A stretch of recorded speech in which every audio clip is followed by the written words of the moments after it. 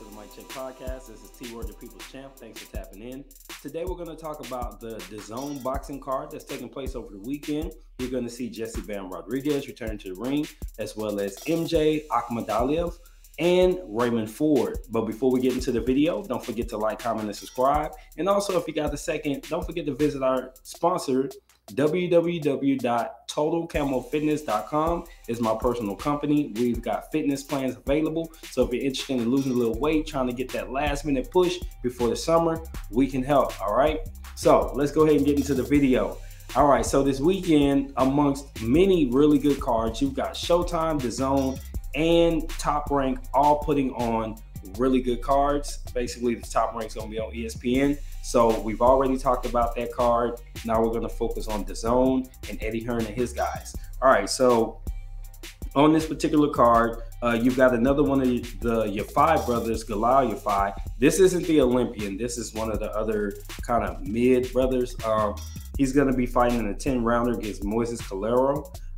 Thomas Matisse is going to be in the ring in a featherweight fight, super featherweight. This is going to be him facing Ramiro Cecina. This is a 12-round fight for WBA Continental America's title.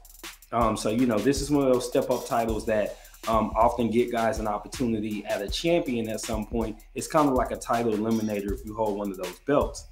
On this card, you're also going to see Raymond Ford in the 12-round fight against Jessie Magdaleno. This is the WBA Continental America's featherweight title. So this is going to be at 126, and it's going to be interesting to see how this plays out. Raymond Ford is a pretty good fighter.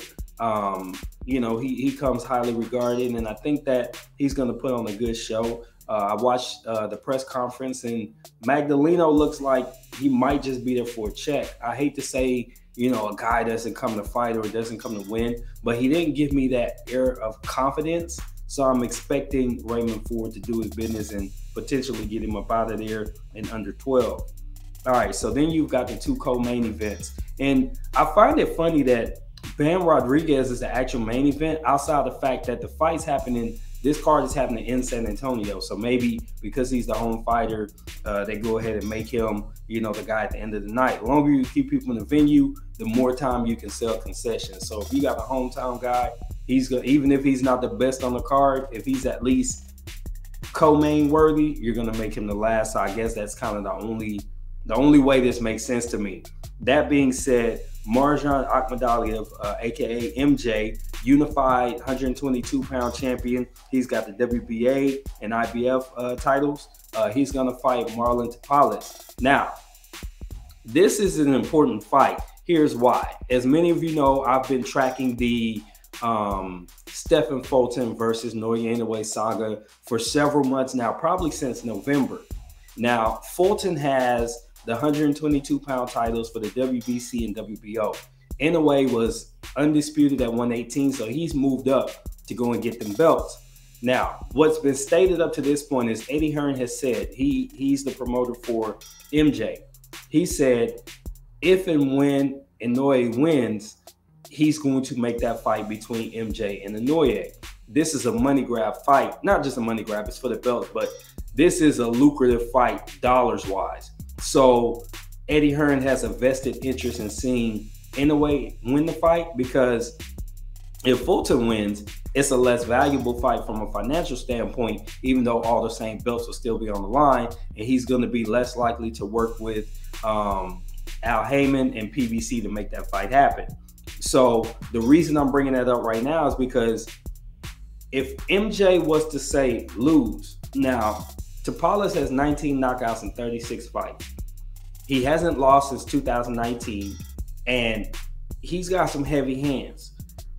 MJ has 11 fights. I don't know that he's been really tested and dragged into deep waters. This could be a real challenge for him. If he was to lose, Stephen Fulton suddenly has a chance at undisputed that he didn't have before. Now, he's still got to beat Naoya Inoue, but now that opens the door for Fulton to actually have a shot at undisputed, because if he's to beat Naoya and MJ is to win, Eddie Hearn ain't making that fight happen. He's not expressed interest to get a unification undisputed fight. I don't think that's going to happen. So the result of this fight is really important. If you're a Inoue fan or if you're a Stephen Fulton fan, you probably want to watch this one. All right, so going on, and both the belts are going to be on the line, and that's why I'm bringing that up. All right, final event of the night, Jessie Bam Rodriguez and Christian Gonzalez. This is for the vacant WBO flyweight title. This is 112 pounds. So Bam won the 115-pound title last year in 2022, and then he vacated that and moved down to 112 pounds. I'm sorry, he won the 115 title in 2022. Now he's moving down to get the 112 pound, and he wants to become the only 2-division champion out of San Antonio, as well as becoming the youngest champion in boxing if he is to win.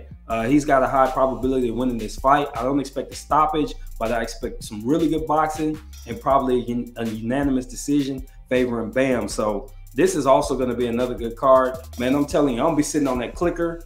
I've got all the channels. I may have to pull something up on my phone, pull something up on the laptop or tablet, and then have something going on the TV and just flip back and forth, because not only are there good fights as the main events, there's good fights on the main card. There's stuff you could watch on the prelims on YouTube. So if you ain't got much going on Saturday, man, and you love boxing, this is going to be a day for you. This is a very fan-friendly day. It's a random April 8th, and we're just getting a whole bunch of good fights. So I'm definitely going to be hunkered down in front of the TV. I'm going to get my snacks ready and just enjoy some great boxing throughout the day. So the cards all start 6 o'clock Central Time. Another starts at 7 and then another at 9.